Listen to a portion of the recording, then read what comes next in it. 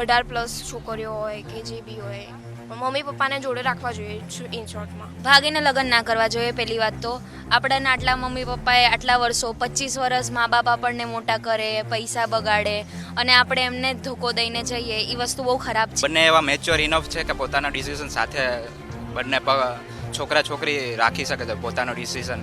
Freedom of speech છે, freedom of expression છે. તો એવું કંઈ જરૂરી નથી કે કોર્ટમાં એના પેરેન્ટ્સ સાઇન કરે તો તેનું મેરેજ માન્ય ગણાય. જોઈએ તો અયોગ્ય છે કે લવ મેરેજ માણસ ત્યારે જ કરે કે જ્યારે પેરેન્ટ્સની પરમિશન ના હોય તો જ, નકર તો થઈ શકે.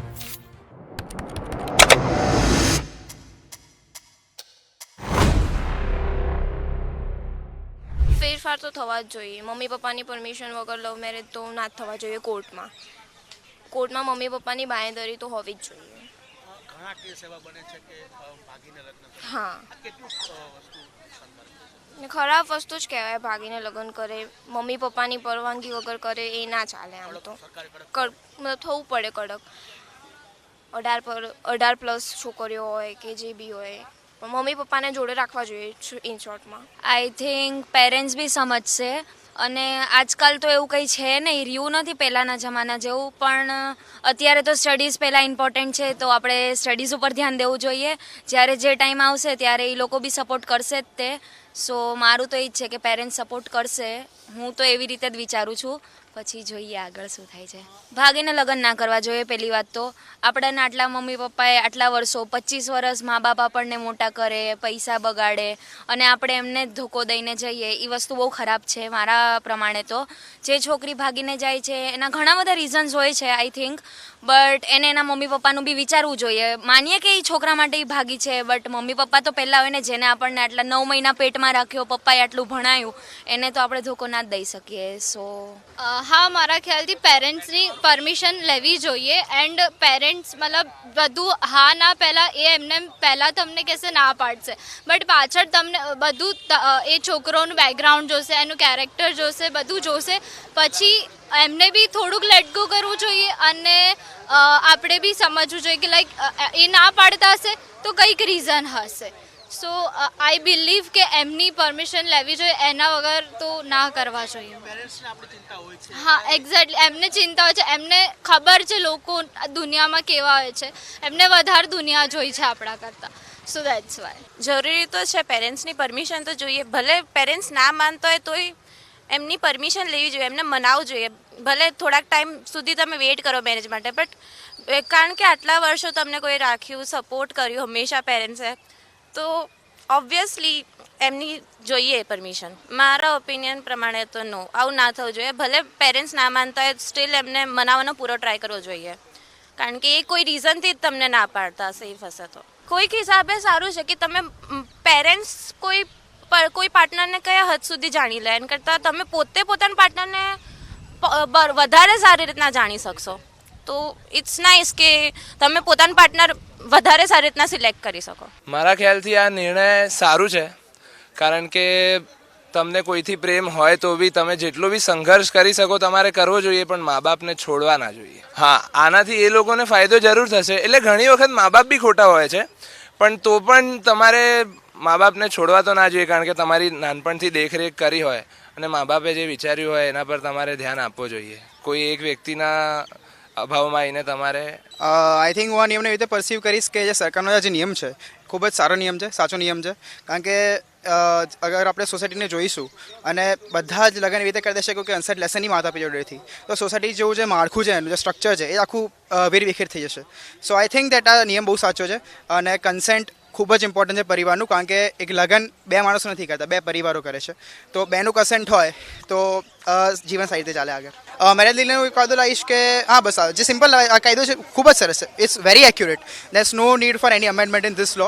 આઈ think it is really impactful and will reap good foods for the civilization in the society moving forward. કારણ કે કોર્ટના અંદર પણ હવે simply is just based on કન્સેન્ટની જ વાત છે. અગર તમે જે માતા પિતા તમને આટલા વર્ષ સુધી તમને રાખ્યા, મોટા કર્યા, તમે અગર એમની પરમિશન નહીં લો, આટલા મોટા પડાવમાં તમારા જીવનના જેના ઉપર તમારું આખું જીવન નિર્ભર થવાનું છે, તો આઈ થિંક કોઈ સેન્સ નથી એ વાતનું. ને મારા પ્રમાણે મારા ઓપિનિયન પ્રમાણે હોવું જોઈએ પરમિશન, કેમ કે મા બાપે તમને એટલા મોટા કર્યા છે તો એટલીસ્ટ તમને એક થોટ હોવો જોઈએ કે એમનું પણ વિચારું એવું પણ અમુક કેસીસ હોય છે એવું કે બહુ ખરાબ હોય છે, મતલબ એમાં ઊંધું થઈ શકે છે. ડિપેન્ડ્સ ઓન સિચ્યુએશન લાઈક એવું હોઈ શકે છે, બટ જનરલી પરમિશન હોવી જોઈએ. એમ જોવા જઈએ તો આ કાયદો એકદમ બરાબર છે. માતા પિતા છે એ આપણી ફર્સ્ટ પ્રાયોરિટી છે, આપણી માટે બધું જ છે. તો એમની જો સાક્ષી હોય, સાઇન હોય તો આપણને સારું પડે. એટલે આ કાયદો બરાબર જ છે, હોવો જ જોઈએ. ના, લવ મેરેજમાં તો હું તો બિલીવ નથી કરતી.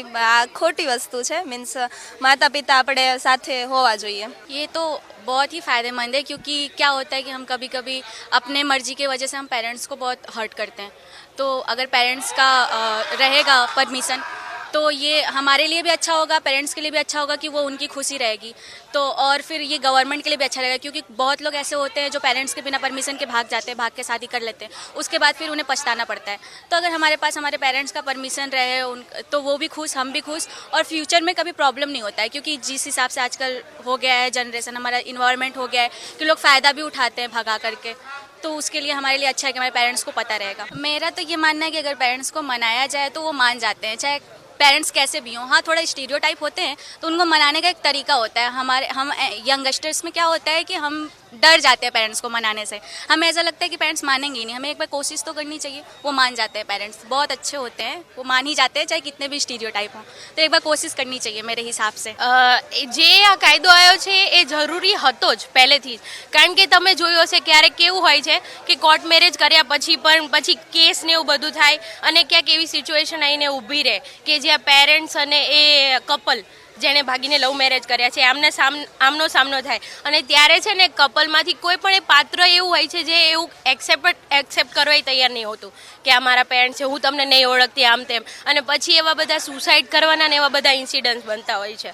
પ્લસ ક્યારે પણ લવ મેરેજ કરીને 80% કેસમાં એવું જ બને છે, એ લોકો હેપી હોતા નથી ને એન્ડ ઓફ ધ ડે કાં તો સુસાઇડ કરે છે, કાં તો કોઈ છોકરી જો સિંગલ હોય, મતલબ કે બીજા સ્ટેટમાંથી આવી ગઈ હોય કે એવું કંઈ હોય તો પછી કેવું પેલા વિકાસ ગૃહ ને એવું બધું હોય એમાં એમને રહેવું પડે છે, અધરવાઇઝ પછી સુસાઇડ કરી લે છે. અને જે ઇજ્જત ને સમાજ ને સોસાયટી એ બધું છે તો એને તો એક્સેપ્ટ કરવું જ પડશે. તો એમાં એમના મમ્મી પપ્પા પણ જે છે એ મતલબ માથું ઊંચું કરીને જીવી નથી શકતા. પ્લસ આખી જિંદગી એમને એવું સાંભળીને જ એ જ આઈડેન્ટિટીથી રહેવું પડે કે આ તો એના પપ્પા છે જેની છોકરી ભાગી ગઈ હતી, આ તો એના પપ્પા છે જેનો છોકરો ભાગીને લવ મેરેજ કર્યા છે. તો આ સારું જ છે. સ્ટ્રોંગલી ડિસએગ્રી છું આ વાતે. તો ફર્સ્ટ પ્રાયોરિટી તો પેરેન્ટ્સ જ હોવા જોઈએ. પહેલાં તો બંને બંને પાર્ટીએ પહેલાં પેરેન્ટ્સને મનાવવો જોઈએ, પણ બધા પેરેન્ટ્સ તો સરખા ન હોય. કોઈક તો રિજિડ પ્રકારના એ સોચ રાખતા હોય, એના વિચારો એવા હોય કે ઘરે મનાવવા ગયા તો ન માને. તો બંને એવા મેચ્યોર ઇનફ છે કે પોતાના ડિસિઝન સાથે બંને છોકરા છોકરી રાખી શકે છે પોતાનો ડિસિઝન. ફ્રીડમ ઓફ સ્પીચ છે, ફ્રીડમ ઓફ એક્સપ્રેશન છે. તો એવું કંઈ જરૂરી નથી કે કોર્ટમાં એના પેરેન્ટ્સ સાઇન કરે તો તેનું મેરેજ માન્ય ગણાય. બંને એવા મેચ્યોર ઇનફ છે કે પોતાનો ડિસિઝન લઈ શકે, પોતાની લાઈફ પાર્ટનર આમ ચોઈસ કરી શકે. પહેલું સ્ટેપ એ જોવું જોઈએ કે પોતાના પેરેન્ટ્સને મનાવે. જે ન માને, એના પેરેન્ટ્સ રિજિડ પ્રકારની સોચ રાખતા હોય તો આગળ જે એને કરો ઠીક લાગે એ કરી શકે છે. તો એ પેરેન્ટ્સ અને છોકરી વચ્ચેનો મામલો છે. છોકરીને પરવરિશ કેવી છે, એ પેરેન્ટ્સની વાતને કેવી રીતે માને છે, કે પેરેન્ટ્સ જે કહે છે એ સાચું છે, કે એને જે છોકરીએ જે છોકરામાં જોયું એ એના પેરેન્ટ્સને કહી શકે છે. પેરેન્ટ્સ એને જે રિસર્ચ કરી છે, છોકરાનું બેકગ્રાઉન્ડ ચેક કર્યું એને કહી શકે છે, મનાવી શકે છે, એ થઈ શકે છે. એમ મોડરેટ લેવલ થઈ શકે છે. પહેલાં તો આપણે જોવું પડે કે બંને પાત્ર વ્યવસ્થિત છે કે નહીં. જો છોકરી અને છોકરો બંને પોતાના પ્રેમ પ્રત્યે બરાબર હોય તો કરવું જોઈએ. અને રહી વાત પેરેન્ટ્સની, તો પહેલાં આપણે બંને પક્ષના પેરેન્ટ્સને મનાવવા જોઈએ કે તમે અમારી હેલ્પ કરો અને અમારી જોડે જોડે રહો. તેમ છતાં ના કરે તો કોઈ બી એકના પક્ષકારવાળા થઈ શકે છે. આમ જોવા જઈએ તો અયોગ્ય છે કે લવ મેરેજ માણસ ત્યારે જ કરે કે જ્યારે પેરેન્ટ્સની પરમિશન ના હોય તો જ, નકર તો થઈ શકે છે. હા, એ ખામી આપણે સુધારવી પડે પછી તો મેળ આવે નકર ના આવે. હા, મતલબ પેરેન્ટ્સની પરમિશન જોઈએ, કેમ કે એ લોકોની અગર સંમતિ હોય કે ના હોય એ એમના ચાઇલ્ડ ઉપર બહુ થાય છે.